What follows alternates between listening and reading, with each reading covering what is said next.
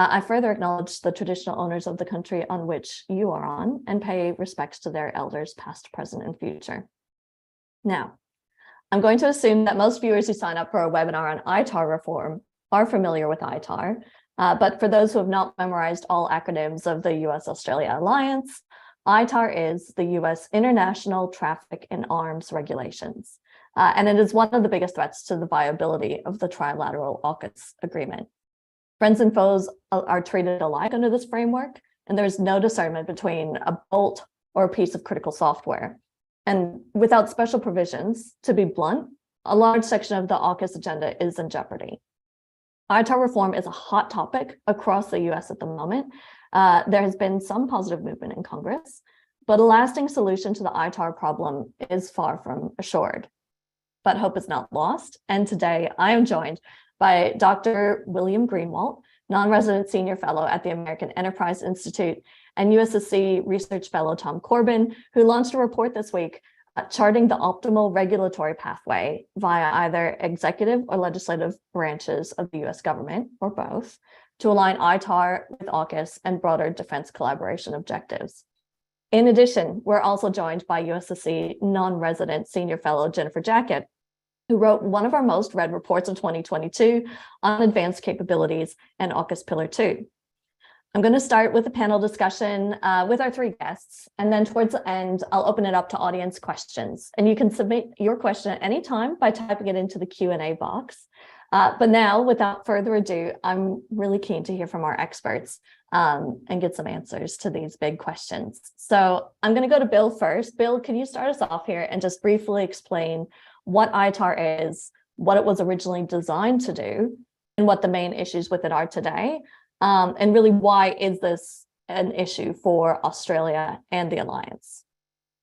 Sure, and happy to be here. And I have to say we had a very interesting group of interviews on this, and I think most everyone that we ever interviewed on it basically thought ITAR was a four-letter word that we couldn't talk about. But the reality is it's U.S. regulations dealing with export controls, and it's distinct, and I think that's something for folks to understand here, distinct between the law which Congress passes and the regulatory framework, which is ITAR, that the executive branch of the United States is responsible for. Essentially, I think he needs a little historical context on how ITAR came about, and I think that's really important because it impacts the discussions we have today. It was really designed at the height of U.S. technological dominance. And in the post-Cold War period, the U.S. was essentially driving research and development. Our allies were inconsequential in this research and development. Department of Defense plus nuclear matters plus NASA were essentially, the U.S. was spending between 8 and 15% of its GDP for about 20 years, and created this massive amount of new technologies that never were put as far as in the defense realm. And ITAR was designed to protect this and to make sure that U.S. technological dominance would be maintained. But it was also created right in the mid-70s at the height of the U.S. commitment to arms control. And this belief that, through unilateral restraint, control of the arms races could be managed, and we could maintain our technological dominance through essentially a command and control, centralized planning process to control technology, and basically through this research development. So each of the issues with ITAR today really relate to that period where of U.S. technological dominance and a desire to control arms. So the universal application of it, which essentially implies that our allies are not important, the commercial market was not important, the extraterritorial application of it, the inability to discriminate between friends and foes, between our closest allies and other allies, a real transactional process-oriented system, and probably most importantly, a taint, that stickiness of the controls that if one of our allies or commercial company were to produce something, but if it comes in contact with the Department of Defense, it becomes controlled by the United States government. And that is kind of relates to the fact that the US believed at this time that it essentially was the only game in town. The main issues today essentially are the world didn't work that way. The rest of the world caught up, but most importantly, the US stopped investing and innovation flowed out to not just the global marketplace, but the commercial marketplace. And as we are seeing in Pillar 2 and a few other areas, the real technological change is happening not in the defense market where we're not spending the amount of money that we'd be used to. So why is this important in the AUKUS relationship? Primarily because we're not going to be able to succeed and cooperate without a system that is more agile and nimble and allows our scientists and engineers to work together on difficult problems, be it the development of a new submarine, be the development of new technology in Pillar 2, or frankly, in areas such as that are needed as co-production or new munitions production, and just the day-to-day operation of forces. So right now it disincentivizes cooperation, and we are just not going to achieve these successes that we want to achieve with this close relationship that we're establishing in AUKUS. Thanks, Bill. And it sounds like, tech innovation, but the control and protection of that, those things all lie very much in tension. Tom, I was wondering if I could get you to help us set the scene a bit more. Bill talked about the political and strategic context in which these export controls were originally developed when the US was the dominant party, and they were relatively unrivaled in their military technological dominance over its competitors. But what is different today? And why or how has that advantage they once had, how has that now been undermined? Sure, Mari, thanks for the question. And before I launch into my answer, I just wanted to say what a great pleasure it is to have Bill on the line and to have written the report with him. I think it's hopefully going to be a really valuable resource as this goes forward. And great thanks to you, Jen, for joining us for this important discussion. I think Bill set the scene pretty aptly in his remarks just now, but I think it's perhaps worth digging a little bit further into the three sources of competition really to US military technological dominance that we see kind of emerging at the moment.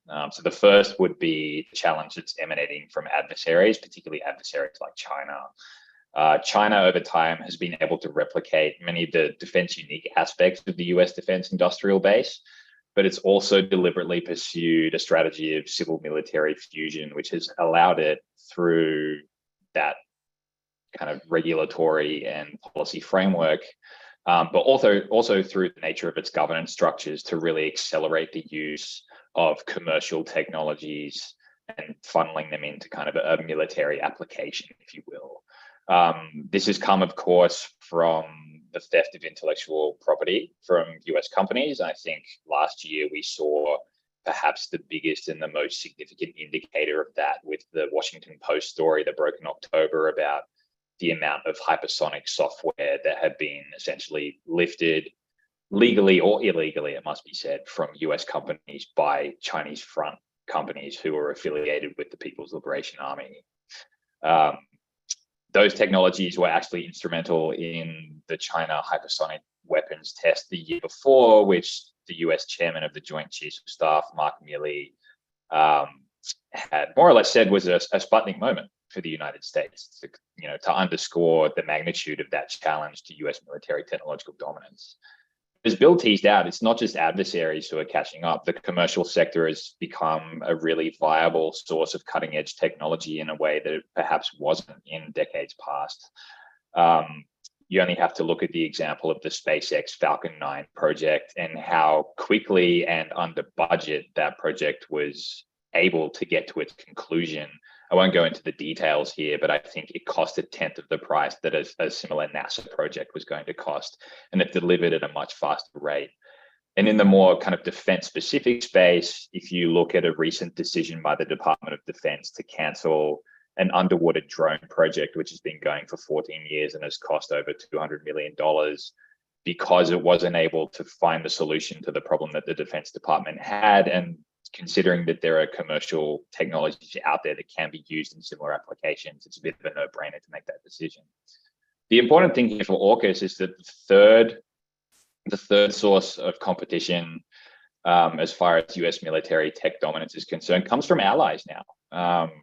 South Korea is probably the best example of this. It spent decades making deliberate investments in defense unique or defense adjacent R&D sectors, to the point where it is now in some areas competing with the United States in areas where US companies traditionally had dominance in the defense market in terms of exports. But it's also true for countries like Australia. Like, there's a reason why the United States is looking to Australia, the United Kingdom, and other countries like Japan to cooperate on things like hypersonics, quantum, AI, you name it.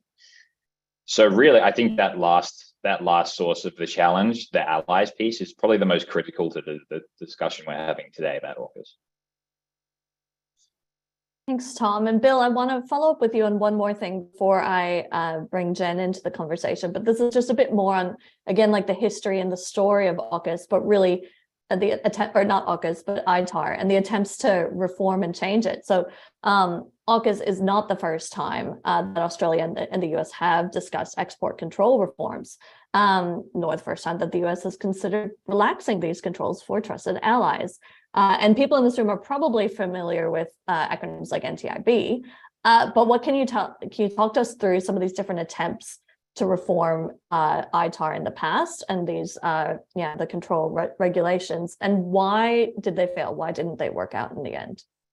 Sure. No, this essentially AUKUS is really the third bite at the apple, or I'm not sure, the third bite of whatever the Australian similar saying is. But yes, after or during the conflicts in Iraq and Afghanistan, there was this understanding by the Bush administration that there was a need to streamline the process because operations and maintenance and what we're having some issues. And so there was a movement to try to go to Congress and get an ITAR exemption for Australia and the UK. Congress did not approve that, and so then they were forced into negotiating a treaty. And that treaty, the defense trade treaties, was a long process. Essentially started in 2007 and didn't get into effect until 2013, and frankly are probably not worth much because they were undermined in a number of different ways and made inoperable. And then because of that, my former boss, Senator John McCain, wanted to reinstitute that same type of reform effort in the NTIB, and sponsored the legislation that added the UK and Australia to the NTIB. And looking at that 4 or 5 years later, that didn't work either. So what undermined that? Primarily, it's this, I'm going to call it this delusional outlook that our allies can really not provide new innovation, or they can't be trusted with this technological dynamo that is the US military. And unfortunately, it's delusional in a sense because technology is not where it was. And we need to work together as an alliance. And we need to bring our limited engineering and scientific knowledge together to solve some of these problems. And in certain areas in the US government and the executive branch, but also in the Congress, there's been a lot of pushback on this. And hopefully we're finally seeing the realization that the US is falling behind. The US needs its allies, and we need to change these bureaucratic impediments to our being able to cooperate and deploy real capability for our militaries. Right. And hopefully we'll see some change coming up, and there have been movements on the Hill. So watch this space, and I have a feeling that the annex of your report, which lays out your strong recommendations and a very clear pathway, hopefully hitting right at the right time, and it will fall on the right ears. Now, Jen, I'm keen to turn to you because last year you wrote a report for USSC on Australia's innovation ecosystem as it relates to the technology categories that are covered under AUKUS Pillar 2. Can you speak to us about any areas where you think Australia has a particular strength or relative advantage over its AUKUS partners? I think a lot of the narrative around AUKUS, so much of it's dominated by the nuclear-powered submarines, and there's a sense that Australia's we're beholden to the US and the UK, and they're gifting us with this. But not much of the dialogue around what Australia really brings to the table. And I think this Pillar 2 piece around advanced capabilities is really important. So what would you say is Australia's value add under Pillar 2? Thank you, Mari, and thanks so much for the chance to be here today. And also congratulations to Bill and Tom on a thorough and timely report. I think ITAR can be very complex and technical, and what we need is practical and specific recommendations, which this report very much contains. Just to take a step back for a brief moment, I think what's clear from the discussion so far is that there are many challenges and complexities in reforming ITAR, but I think it's important to say that the costs of failure, both strategically and militarily, are even greater. And Australia's recent Defence Strategic Review made clear that we're facing dangerous strategic circumstances. We must proceed with a sense of urgency in how we prepare for a potential military contingency, and how Australia and the allies, how the US and allies like Australia work together on capabilities arising from developments in artificial intelligence and quantum computing are really at the center of the strategy that we have to try and deter and, if needed, respond in the region.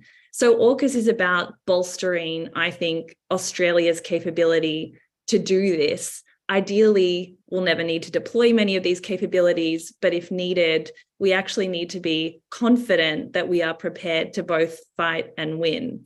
So as Bill mentioned, a key premise of the AUKUS partnership, especially under Pillar 2, is that we build these capabilities together, and the combined scientific, technological, industrial capacities of our three countries are actually seen as greater than the sum of their parts. So last year, what I wrote about is what we need to do as a first step to make the most of this. We need to understand what each partner offers and where some of those gaps are that need to be filled. And what I found is that Australia actually has some really important contributions to make to this partnership, despite being a much smaller economy and with a more modest defence industry. So broadly speaking, Australia has world-class research institutions and a skilled workforce. We're very attractive to foreign talent, and we are a stable destination for investment. We have a modest but growing defence sector, and we have developed some cutting-edge capabilities like the Bushmaster vehicle and phased array radar, and are developing capabilities like the artificial intelligence-enabled Ghostbat aircraft that's unmanned. But when it comes to scientific research in particular, Australia has some really specific strengths.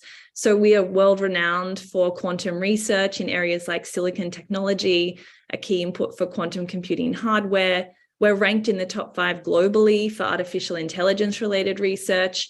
And of course, we're undertaking research on hypersonics along with the US already. So I think AUKUS presents a huge opportunity to translate more of this research into cutting-edge capabilities. But I should say that there are some challenges in Australia's defence innovation ecosystem that will also be important to address to realise some of the opportunities of AUKUS, especially around funding, incentivising commercialisation, and better integrating defence industry and academia.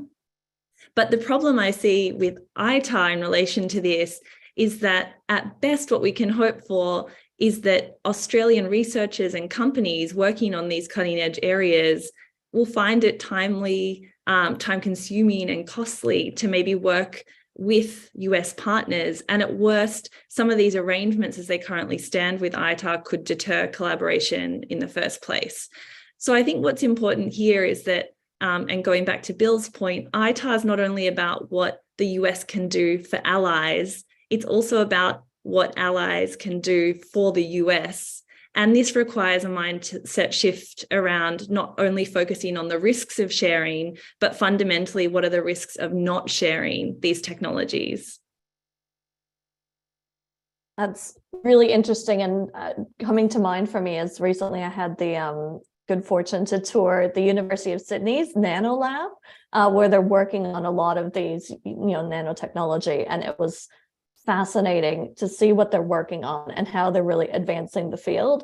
And I'd heard about this lab, but I did not know, I guess, kind of how, at what level they are in terms of their advancement and their world stature for the technology they're doing. And they're literally just like a couple minute walk from here, right here. I think it's exciting. I think it's a story that could be told more. And I think it would be very exciting to see a map done of all these different tech capabilities across the AUKUS partners and where those synergies and opportunities really are.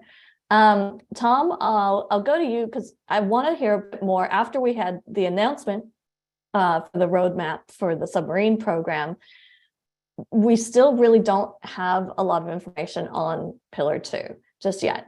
But especially because ITAR really deals in this like tech regulation space, it might seem like we've got time to fix ITAR before the problem gets too far advanced. But in the report, both you and Bill outline how the ITAR problem is already here for AUKUS. We're already seeing the issues and the impacts. Can you talk to us about how real time we are seeing the impacts of ITAR, even though AUKUS as a program is still in its nascent stages? Yeah, sure. I think you summarized it really well there. Like ITAR is already here for AUKUS. We're already dealing with the problems, even if we don't have a lot of tangible progress to point to in terms of capabilities delivered through AUKUS just yet. So if you think about what AUKUS is intended to deliver in its most ambitious form, there's obviously Pillar 1 with the submarines, there's Pillar 2 with advanced capabilities, but I think it's also worth thinking about the production of legacy capabilities and the co-production of these systems, something which Bill and I term as Pillar 3 in the report. I think it's really quite difficult to separate this from the other two pillars if you think about the kind of the life cycle requirements of maintaining and sustaining all of these platforms on a rolling basis.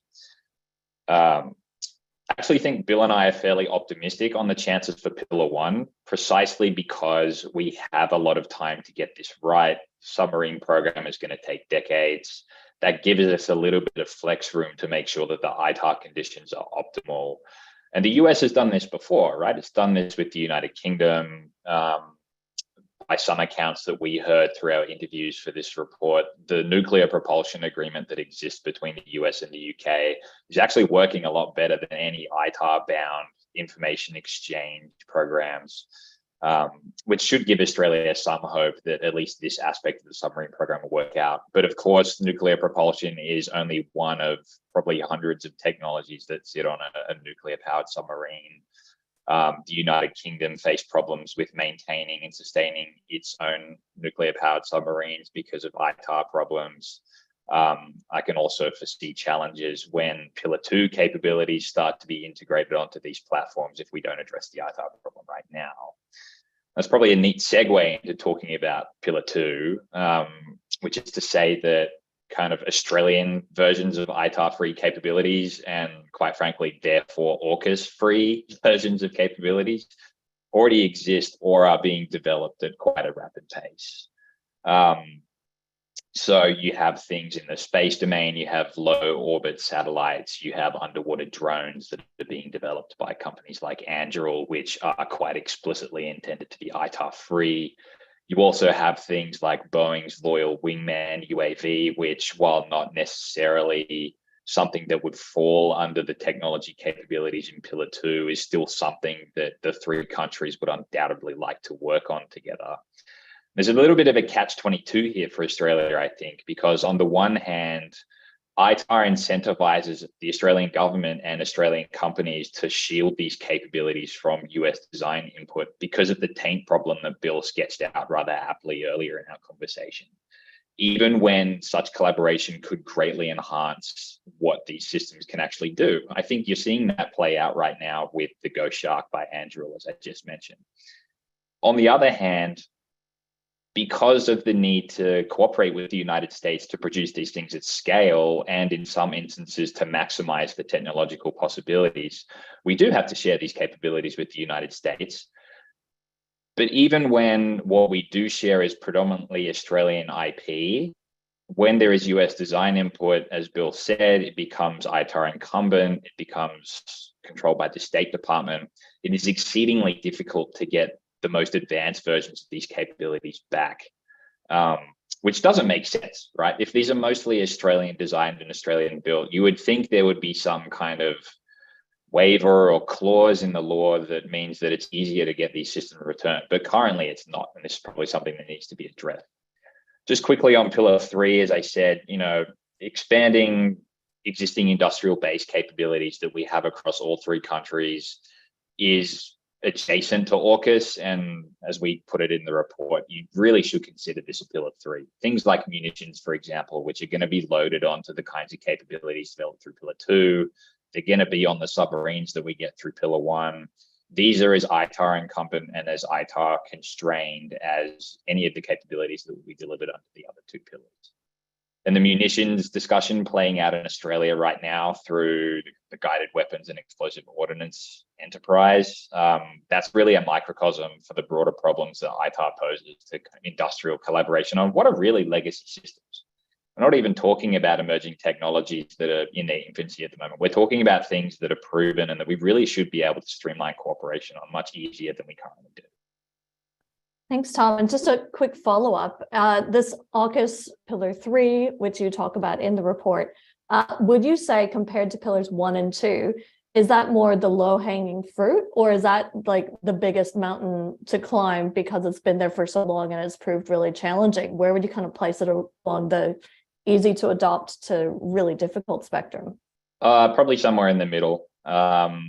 Yes, they are legacy capabilities. Some of these systems are 2 or 3 generations behind the most cutting edge technology at the moment. But on the other hand, things like munitions fall under a whole range of authorities in the US system. It's not just ITAR, it's things like the US munitions list, for example, which makes it really hard to share not just missiles, but also unmanned systems between the United States and its allies. So it's a really complex problem, but there are certain things in that pillar 3 bucket that we really should be able to move on quite quickly to generate near-term deterrence payoffs. Right. And so what is the fix here? Bill, you've got decades of experience working on these issues across the US system. What sort of changes are required to get AUKUS working in its best possible way? Is ITAR the end of the story? What else do you think we need to think about when we're thinking through how the AUKUS countries will collaborate on advanced capabilities and technologies? Well, the first change is necessary is a mindset change. And I think Tom did a terrific description of laying out the problems that are facing us. But the reality is we as free nations need to be looking at the next couple years, like 3 to 5, of what we can actually deploy to change the balance of power currently that's rapidly going against us.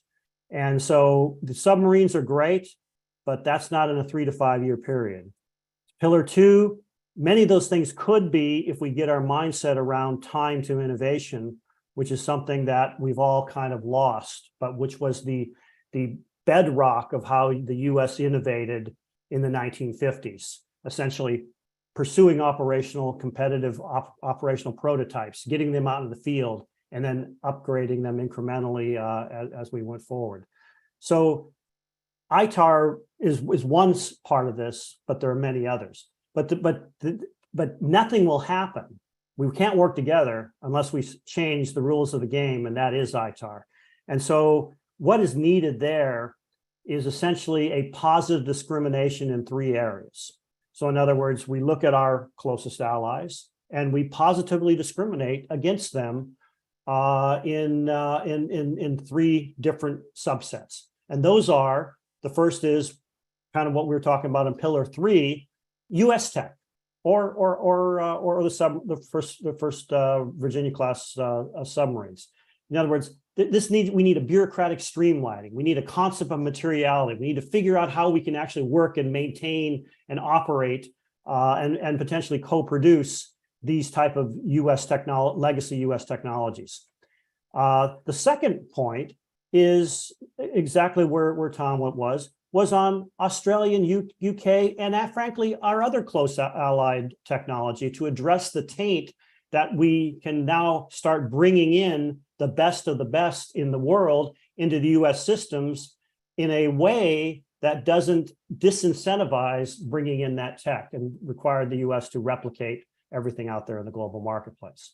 And finally, the third area is the same thing with addressing the taint, is incentives for joint collaboration. So really the Pillar 2. But again, we need to start thinking about Pillar 2 in a time to innovation segment. So where do you start? Actually, positive discriminating, the concepts of the treaty are really sound in the sense that you create a free space for unclassified technology cooperation.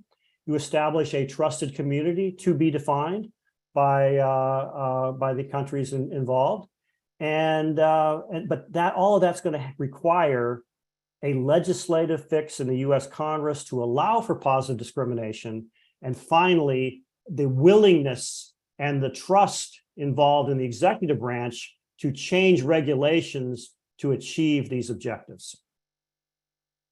Right. And I love how you framed it as like this change to the mindset. And I think when you first started off talking about the history and how ITAR originated in the 1970s, the mindset was completely different. The world was completely different.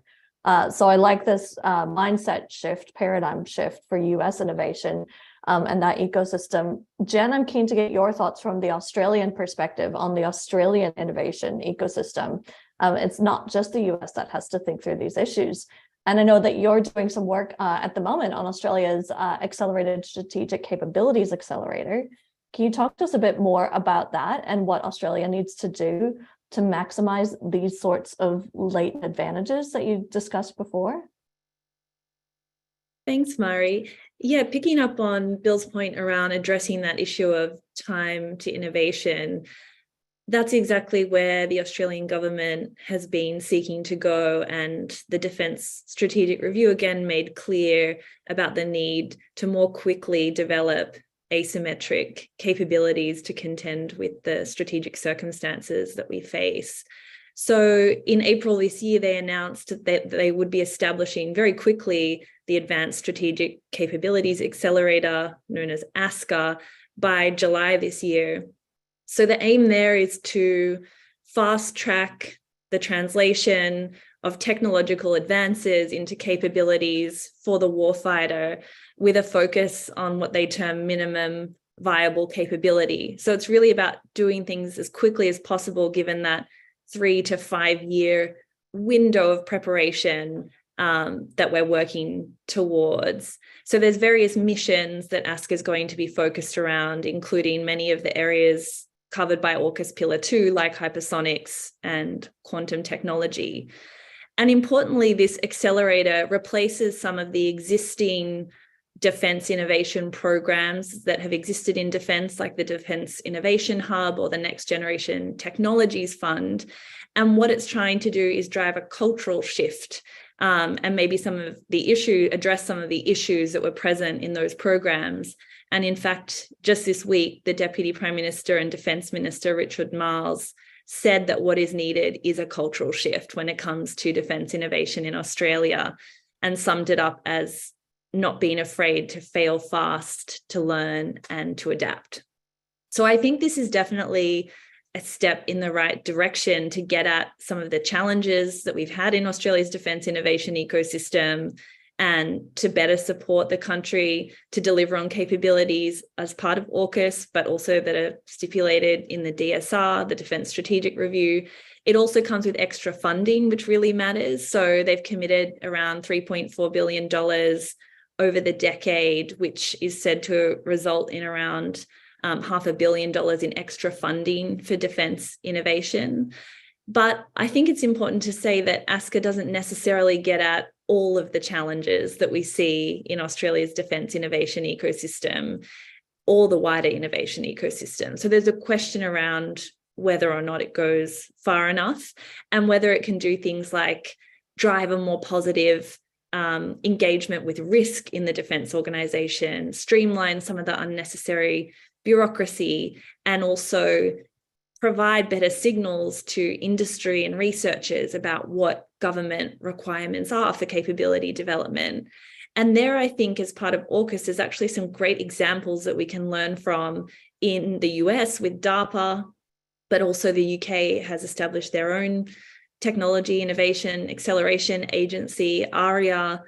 So we should definitely use that trusted environment and even in the AUKUS context to understand how to get through some of those barriers that exist. And just more broadly, ASCA is only part of the puzzle in supporting a stronger defence industry and innovation environment in Australia. More generally, there's been a flatlining of government investment in research and development for a long time. We still have pretty limited manufacturing capability in the country. There's always challenges around commercialisation in our market and a skilled workforce shortage, which the government is trying to address through some immigration reform. So it's just part of the puzzle and the solution, but it is very much the step in the right direction. And if it succeeds, it could deliver some real capabilities for the AUKUS partnership. But again, it comes back to this question of ITAR and whether or not that provides the right incentives for collaboration among defence industry on some of these capabilities with the US system, or whether it's a hindrance. And so there's a real need to address that to make this technology acceleration successful, not only for Australia, but the contribution it can make for our collective capability. Thanks, Jen. And I like hearing about the opportunities for Australia, what they can do and how they can change the playing field. One more question before I move to the audience questions. And just a reminder that you can submit any questions through the Q&A box at the bottom of your screen. We've had some great ones come through already. And this question's for anyone, but Tom, I might start with you. But on ITAR reform, you guys set out a very kind of specific regulatory change pathway in the US system for what can be done on ITAR.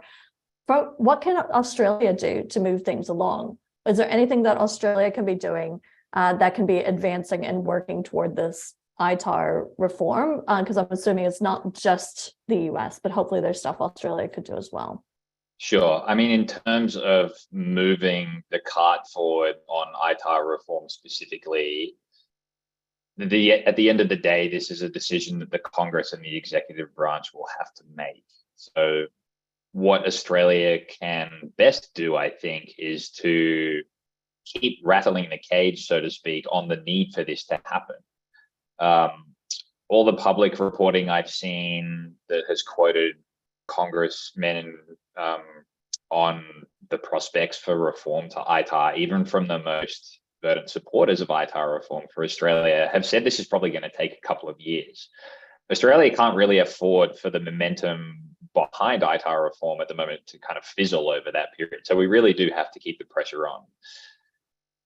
Things we can do in the adjacent space. I think there's a question in the Q&A about some of the information protections Australia might have to consider itself.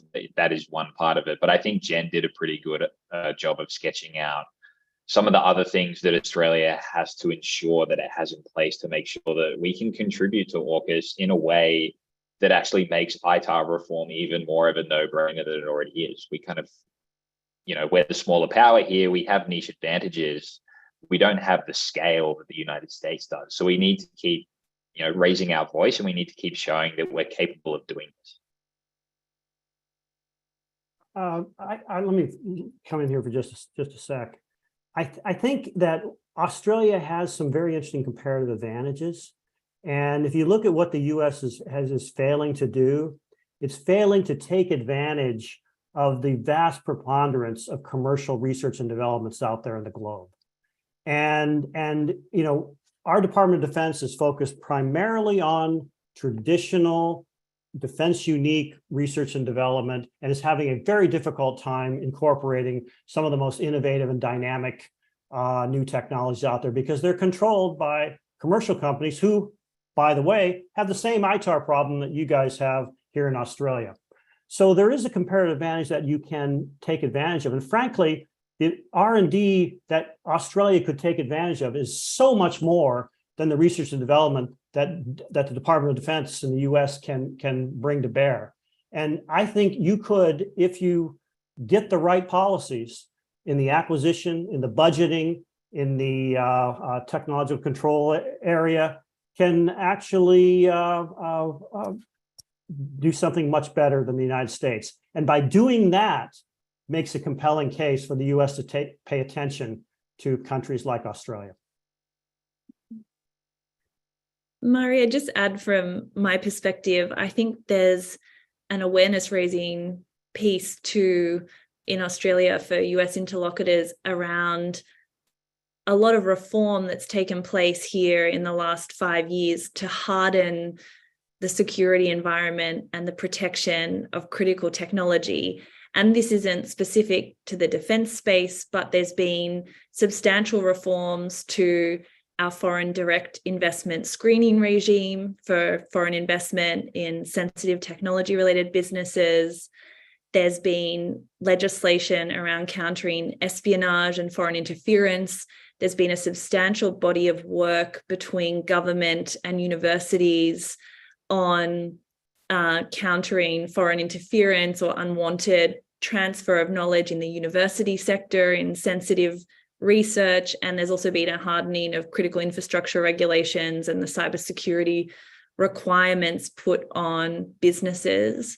So I think there's a good story to tell too in that broader regulatory space around the seriousness with which the government is taking the protection of critical technology. And that's above and beyond, I guess, some specific initiatives in the defense portfolio, like the Defense Industry Security Program. So I think that all comes into it in sort of building trust for countries like Australia to collaborate more closely and become stewards and share these sensitive technologies.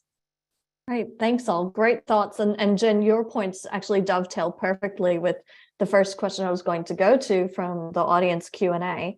And you've already answered it a little bit, but wondering if anyone wants to expound on this in particular. But I say, given that defense in Australia expressed concerns about the transfers of defense technology to foreign persons on Australian territory, should Australia first take additional measures to restrict such transfers as part of any request for an ITAR exemption? What are your thoughts?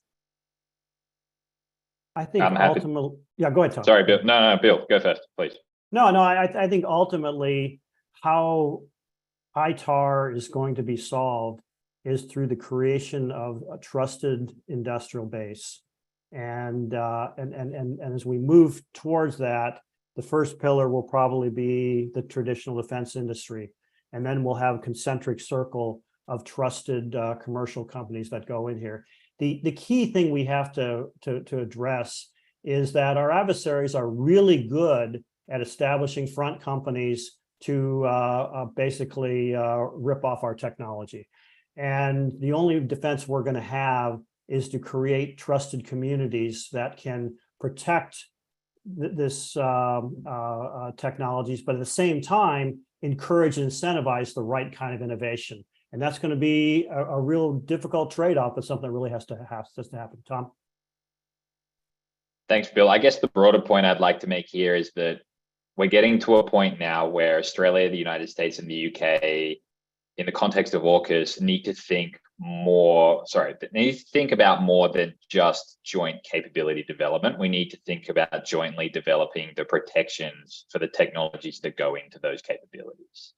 You can't simply have kind of the technology piece moving forward and then the kind of the protections racing to catch up, because as we've seen, this doesn't necessarily end well for the United States, Australia, and the UK when that happens.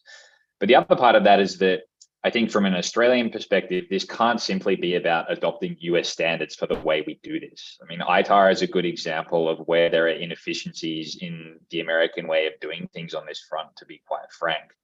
that need to be revised. And AUKUS really is a chance for the three countries to get together and reconceptualize how we go about protecting these things in a collaborative way. So yeah, just to re-underscore the point, it's not just joint capabilities, it's joint protections for those capabilities as well. Tom, that's a great point, because the productivity of U.S. defense spend is horrible. And it's primarily because of bureaucratic processes, whether it's acquisition, whether it's budget, whether it's requirements, whether it's contracting, whether it's technology control. All of those things create costs on the system. And if Australia and our allies adopt these things, we'll never be able to compete in the future. And so there has to be essentially a race to reform of essentially the management processes that drive innovation. Well, there's the title of our next report, Bill, Race to Reform.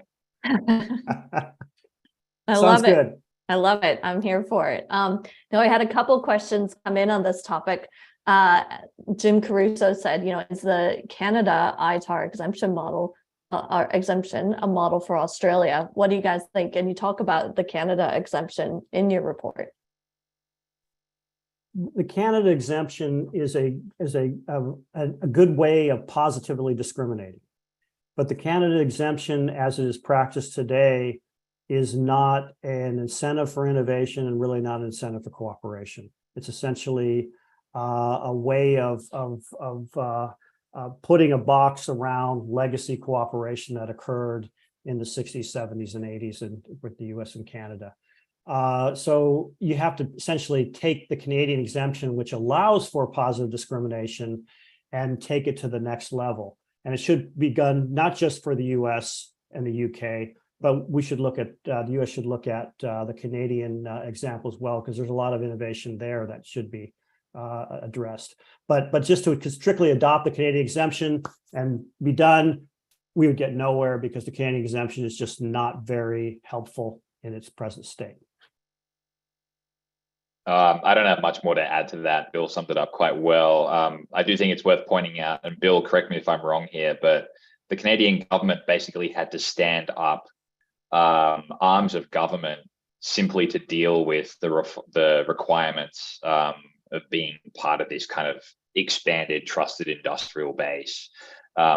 That's not necessarily, to go to my comments before, a model that Australia will necessarily want to follow. The time and the resources it takes to stand up entirely new arms of government to handle these things are just not worth it when we're in a position to rethink how we do this in the first place. And particularly when what we're protecting in the US-Canadian relationship is not a lot, and it's not forward-thinking whatsoever. It was understandable based on the politics of the around the 2000 era, when the Iranians were using Canadian front companies to provide spare parts to their machinery. But 20 years have passed, and frankly, the world has changed. And what the bureaucracy that the Canadian government has been forced to open up is probably not something we want to replicate around the world.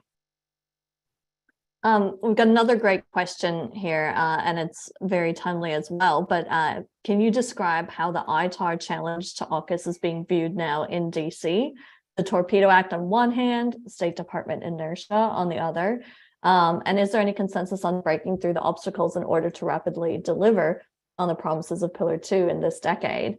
And on the first part, Tom and I, literally 2 weeks ago, we were in DC meeting with a whole bunch of government agencies and having this conversation.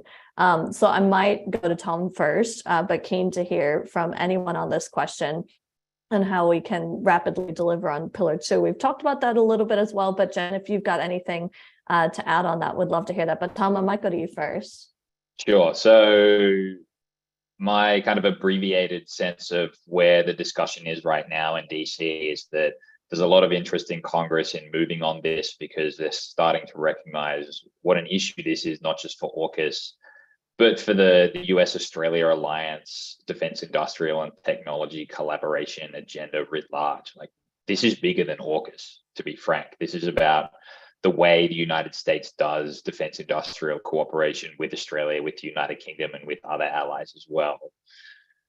That said, my sense equally is that the conversation right now is about process acceleration rather than about fundamental process reform. To kind of go to Bill's point about the need to think about how we co-develop systems, not just how we kind of feed into each other's capability programs respectively. I also think, based on our time in DC, Mari, and based on some other kind of conversations I've been having in the background, I think the executive branch is starting to get that this is an important issue as well. So I'm fairly confident that things like the Torpedo Act are going to move the needle on the ITAR issue. But at the same time, this is probably going to take a couple of years to get right. You've seen even the biggest champions of ITAR in Congress come out and say this is probably going to be a multi-year process. Hence why Australia needs to keep the pressure on the key movers of this legislation and the key movers of reform in the US system more broadly. And Bill, your thoughts from DC? Yeah, I think what's the most remarkable thing looking at this is the complete flip-flop in the party's views on this. And the Republican Party in around the year 2000, early 2000s, was really the problem that drove the ITAR to become as problematic as it is. And it was a reaction to the Hughes-Loral case, it was a reaction to the Canadian Iranian case, and the whole system just consolidated and became more rigid. And the Democrats were just kind of like, okay, that's fine. Now the Republicans are really moving on this. You've got Gallagher, you've got Whitman, you've got McCall, you've got Risch, all proposing new ideas on how, not necessarily they're not as coherent as I think we would like to see them, but they're definitely moving the ball in the right direction. And the Democrats are the ones who are the problem, primarily on the Senate side, primarily in the Senate Foreign Relations Committee. And then, of course, you have the longstanding legacy of a entrenched bureaucracy who is still delusional about where innovation actually is created. So that's really the politics going on. And we're not sure, I'm not really not sure how it's going to play out, because particularly in the Senate, you can stop a lot of legislation by just basically saying no. Just a quick two-finger on that, Murray, to play good cop to Bill's bad cop on this. Yes, there is a culture problem in the US bureaucracy when it comes to how they think about innovation, but they also don't have the political cover to accelerate processes or think about reforms for Australia in the manner that would incentivize them to try things and to fail. For early or mid-career bureaucrats, there are plenty of incentives not to accelerate the process for Australia, because if something goes wrong, it's their neck that's going to be on the chopping block. And that can be a fine, that could be career progression ramifications. In the worst case, it could be jail. So, you need that political top cover from Congress, from senior folks in the state and the defense departments and in the White House, frankly, in order for this to move forward and for the culture to actually start to change too. Right. And Jen, I just want to ask you quickly on that bit about that. Is there any sense of consensus on breaking through obstacles in order to rapidly deliver on the promises of Pillar 2 in this decade? And I'm going to expand it, not just about DC, but also from a Canberra perspective, because you're based in Canberra. Are you getting a read or a vibe of consensus on breaking through those obstacles in either setting? I thought Bill and Tom provided fascinating insights really into where the current conversation is at, especially in DC. So I don't really have that much more to add, and I haven't had the opportunity to be in DC and have some of those conversations. I think what I would say is that if AUKUS and the decline of the US technological edge, particularly vis-a-vis China, isn't sufficient grounds to break through some of these barriers, then I'm not sure what is. So I think the strategic intent around agreeing a partnership like AUKUS has to be enough of a motivator to break through some of these barriers. And I think at the strategic political level, there is a desire to see progress. But as Bill and Tom so expertly discussed, there are many other factors at play in Congress, in the bureaucracy itself. And it's about aligning some of those strategic political imperatives and directions that have been set with what happens in other parts of the system. But clearly that's still a work in progress. Yeah, great. Just a couple more questions and then we'll wrap it up. The time's gone so quickly. this one, is there any discussion in the US to simply remove extraterritorial jurisdiction when it comes to US export controls?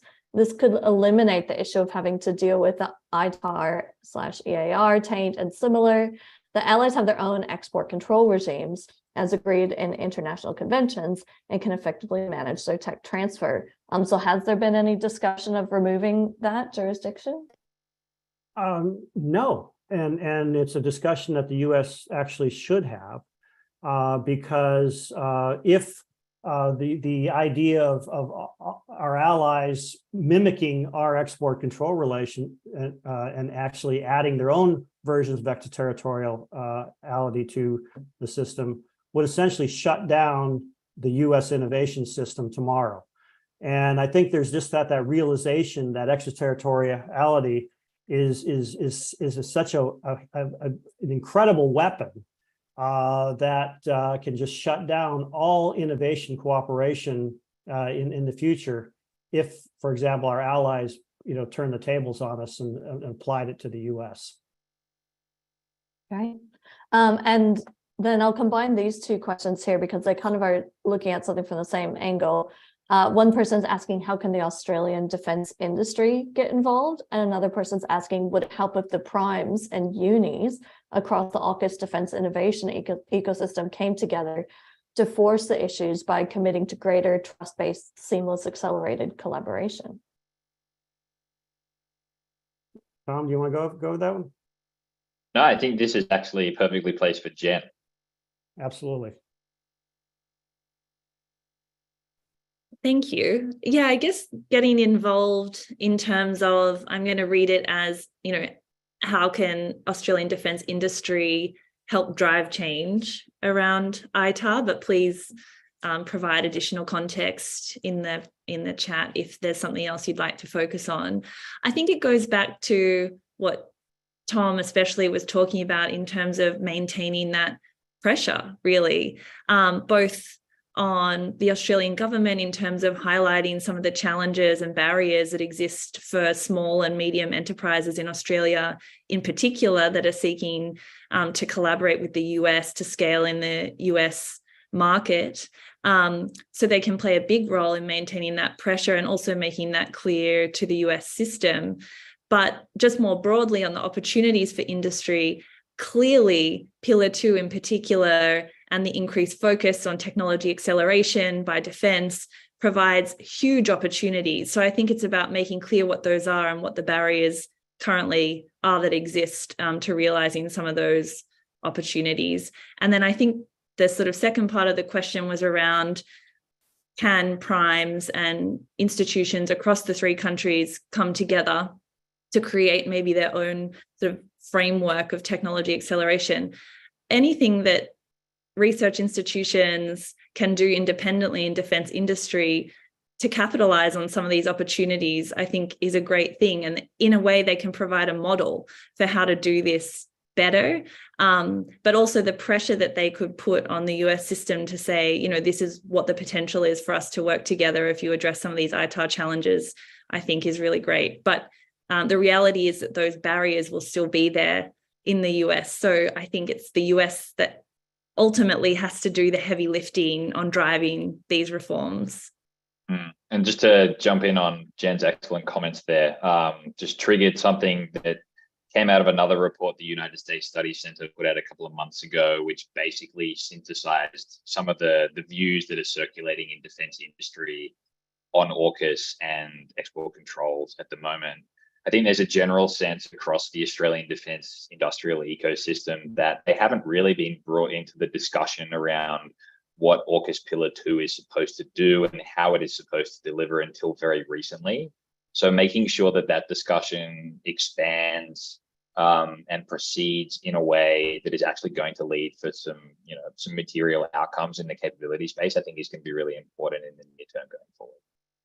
I think ultimately what industry can do is essentially articulate what it could do if it was allowed to cooperate. It can't, because you can't talk to each other if you don't get an ITAR, a TAA to talk to each other. But I think it can articulate what those benefits and values could be and where we could be as an alliance, as partners, as just even the United States, as far as enhancing its military capability through greater cooperation of our industrial bases. And the industrial base is going to have to step up and outline what it is we could actually do and get from that. Great. Thanks all. I think that's the perfect place to end it at. So thank you so much, Bill, Tom, and Jen, for your time today. It's been a pleasure to discuss these issues and more importantly, see some progress towards solutions that's happening. And I'm leaving this conversation far more hopeful. And I look forward to seeing what happens in DC following the hearings of the House Foreign Affairs Committee coming up next week. If you haven't already, please go to ussc.edu.au and read or download a copy of the new report, Breaking the Barriers, Reforming U.S. Export Controls to Realize the Potential of AUKUS, and also grab a copy of Jen's report called Laying the Foundations, which looks at AUKUS Pillar 2, and also the Defense Industry Roundtable report readout from those discussions across defense industry. That report is also there as well. So I've given everyone a bit of homework. You can go and read all three of those things. We'd love to hear your thoughts. And make sure to sign up for our research alerts so that you'll be the first to know when a new report is released. And for those in Sydney, please join us for a live event next week with visiting fellow Dr. Will Inboden on how to stop a Cold War from becoming hot, lessons from Ronald Reagan, based on a book that he's written. And finally, thank you so much for joining us today. And a huge thank you to our team here at USSC who make these events possible, especially Janine, Jared, Gopika, and Suze for your work behind the scenes. Thanks all. I hope you have a lovely Friday. Thanks everyone for joining us and have a great day. Bye. Thanks, Mari. And thank you, Mari. Bill.